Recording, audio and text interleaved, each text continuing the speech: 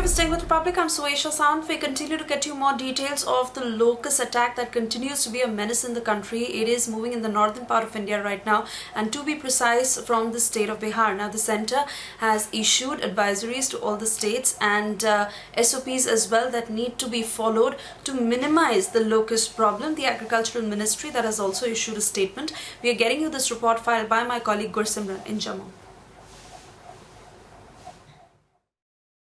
राजस्थान और यूपी में कहर मचाने के बाद टिड्डियों का आतंक जम्मू कश्मीर भी पहुंच चुका है और अंतर्राष्ट्रीय सीमा के साथ सटे इलाकों में लगातार इनका कहर जारी है, जिससे फसलों को भारी नुकसान पहुंच रहा है। इस वक्त हम आरसपुरा सेक्टर में मौजूद हैं, जो अंतर्राष्ट्रीय सीमा के साथ सटा हुआ है, और यहां भी टिड्डियों का कहर लगातार जारी है। और इसकी मिसाल है ये, अगर आप देखेंगे जो फसल लगी है, मूंग दाल की ये फसल है, और इसको टिड्डियां पूरी तरह से तबाह कर चुकी हैं। और ये जो थोड़ी फसल बची है, इसका कारण ये है कि यहाँ के किसान 2 बार यहाँ पर स्प्रे जो है वो स्प्रिंकल कर चुके हैं, और उसी के कारण है कि ये फसल थोड़ी बहुत जो है बची हुई है। और अगर आप ये देखेंगे ये फसल को, तो ये एक पत्ता है, और आप देखिए कि टिड्डियों ने इनकी हालत क्या कर दी है। ये सिर्फ इस पत्ते की कहानी ही नहीं है, बल्कि पूरी फसल की हालत जो है वो ऐसी हो चुकी है, और किसान जो है वो कहीं ना कहीं अब परेशान हैं। ये जो मालिक हैं इस फसल के, उनसे हम बात करते हैं। आपका नाम?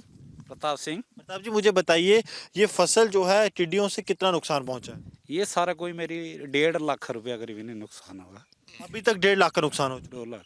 तो अभी आप कह रहे थे कि एग्रीकल्चर की मदद से, विभाग की मदद से आपने स्प्रे यहाँ पर किया है। कितनी बार आप स्प्रे कर चुके हैं और कितना अभी? 2 बार सारे स्प्रे करी चुका मैंने। कोई 6,000 रुपया खर्ची आया मेरी लेबर समेत, लेकिन फिर भी ये टिड्डी देखो खाई गई सारे। हर साल की बात होगी?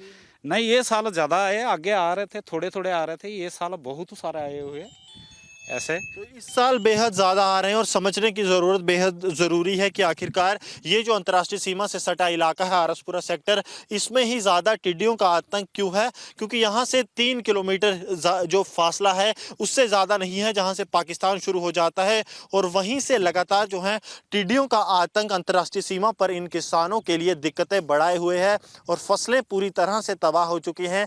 जितने पैसे लगाए थे अब वो भी मिलने की उम्मीद नहीं है, क्योंकि जिस तरह से फसलें आप देखेंगे तो पत्ते पूरी तरह से तबाह हो चुके हैं।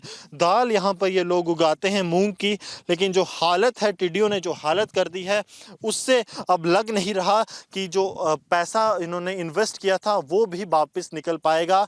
बात मुनाफे की अब दूर रह गई है, क्योंकि लेबर लगी है, लगातार पेस्टिसाइड ये लोग स्प्रे कर रहे हैं, उसके बावजूद भी फसलें पूरी तरह से तबाह होने की कगार पर है इन टिड्डियों के आतंक की वजह से।